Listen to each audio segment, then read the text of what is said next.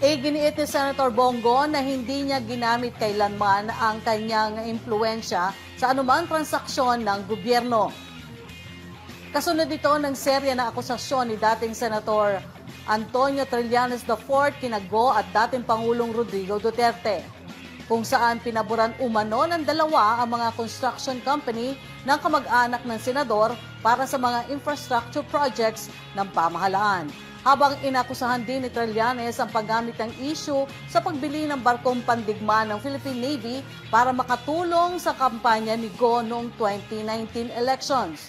Ayon kay Go, lagi nilang inuuna ni Duterte ang kapakanan ng mga Pilipino at nanindigan na walang lugar sa kanila ang korupsyon. Sa huli, pinauubayan na lamang ng mababata sa taong bayan ang paghusga.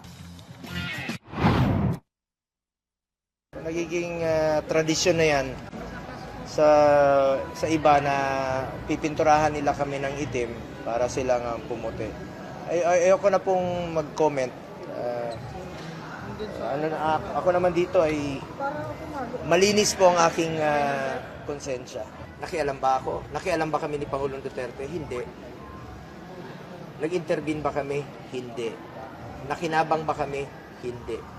At kung may negosyo yung pamilya namin, as long as in order lahat, wala namang, hindi naman disadvantageous to the government, anong problema doon? So, may korte naman po. Sasagutin natin ito sa tamang forum.